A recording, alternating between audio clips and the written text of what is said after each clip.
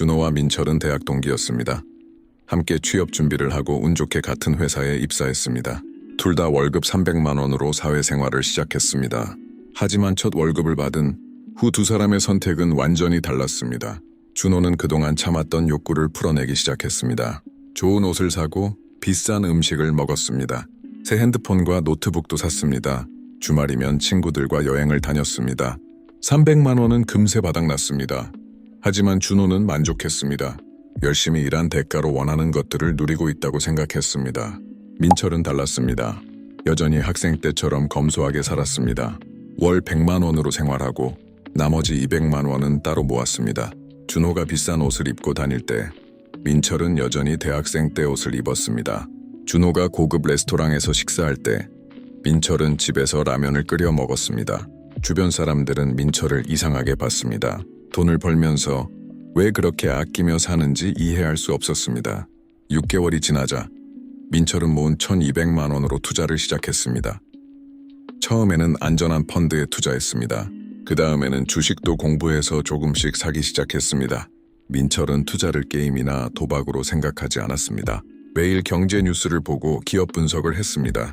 주말에는 투자 관련 책을 읽었습니다. 처음 몇 달은 변화가 없었습니다. 때로는 돈이 줄어들기도 했습니다. 하지만 민철은 포기하지 않았습니다. 매월 200만 원을 꾸준히 추가로 투자했습니다. 1년이 지나자 작은 변화가 나타났습니다. 투자한 돈이 조금씩 늘어나기 시작했습니다. 2년이 지나자 변화는 더 커졌습니다. 준호는 민철의 투자에 대해 별로 관심이 없었습니다. 오히려 걱정스러워했습니다. 주식은 위험하다고 생각했고 돈을 잃을 수도 있다고 걱정했습니다. 준호는 여전히 월급을 모두 써버렸습니다. 월급이 조금씩 오를 때마다 지출도 함께 늘었습니다. 더 비싼 차를 샀고 더 좋은 집으로 이사했습니다. 10년이 흘렀습니다. 두 사람의 직장 생활은 사뭇 달랐습니다. 준호는 승진에 성공했습니다. 팀장이 되었고 월급도 600만 원으로 올랐습니다. 회사에서 인정받는 직원이었고 후배들의 존경을 받았습니다. 민철은 여전히 평사원이었습니다. 승진에 크게 관심이 없었고 월급도 500만 원 정도였습니다. 겉으로 보기에는 준호가 훨씬 성공한 사람처럼 보였습니다. 회사 동료들도 그렇게 생각했습니다. 준호는 성공한 직장인의 모델이었고 민철은 그저 평범한 사원으로 여겨졌습니다. 하지만 진실은 달랐습니다. 어느 날 회사 회식 자리에서 후배가 물었습니다. 준호와 민철 중 누가 더 부자일 것 같냐고 말입니다. 모든 사람이 당연히 준호라고 답했습니다. 그 순간 민철이 조용히 입을 열었습니다. 자신의 통장 잔고를 공개한 것입니다. 거기에는 3억 원이 넘는 돈이 들어 있었습니다. 사람들은 믿을 수 없어 했습니다. 병사원인 민철이 어떻게 그런 돈을 모을 수 있었을까요? 민철은 차분히 설명했습니다. 10년 동안 매월 200만 원씩 투자한 결과라고 했습니다.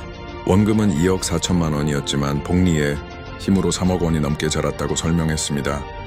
준호는 충격을 받았습니다.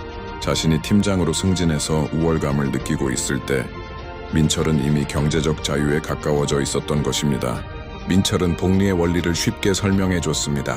투자한 돈에서 나오는 수익을 다시 투자하면 돈이 돈을 번다는 것이었습니다.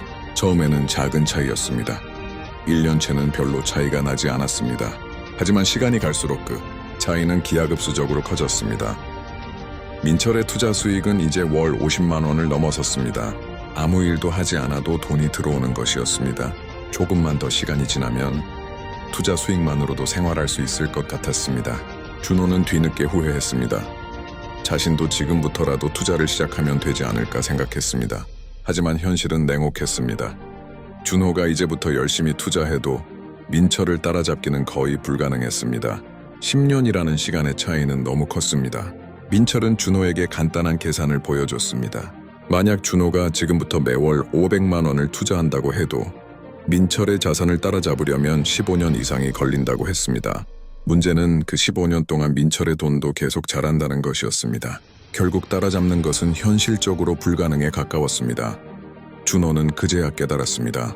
투자에서 가장 중요한 것은 수익률이 아니라 시간이라는 것을 말입니다. 일찍 시작하는 것이 얼마나 큰 차이를 만드는지 뼈저리게 느꼈습니다. 승진이라는 작은 성공에 만족하며 지낸 10년이 얼마나 값비싼 시간이었는지 후회가 밀려왔습니다. 민철은 여전히 평사원이었지만 이미 경제적으로는 회사에 의존하지 않아도 되는 상황에 가까워져 있었습니다. 진짜 자유를 얻은 것은 승진한 준호가 아니라 투자한 민철이었습니다. 마무리 이 이야기가 전하는 교훈은 명확합니다. 투자에서 가장 강력한 무기는 시간입니다. 아무리 적은 돈이라도 일찍 시작하면 기적을 만들 수 있습니다. 하지만 아무리 많은 돈이라도 늦게 시작하면 따라잡기 어렵습니다. 승진이나 연봉 인상도 중요하지만 그것만으로는 진짜 부자가 될 수 없습니다. 돈이 일하게 만드는 것, 그것이 진짜 부의 비밀입니다. 지금 이 순간이 여러분에게 가장 이른 시간입니다. 내일은 오늘보다 하루 늦고 내년은 올해보다 1년 늦습니다. 작은 씨앗이라도 오늘 심어야 내일 싹이 틉니다. 여러분의 투자라는 씨앗을 심을 때는 바로 지금입니다. 이 이야기가 도움이 되었다면 좋아요와 구독 부탁드려요. 그리고 여러분은 언제부터 투자를 시작하셨는지 댓글로 들려주세요.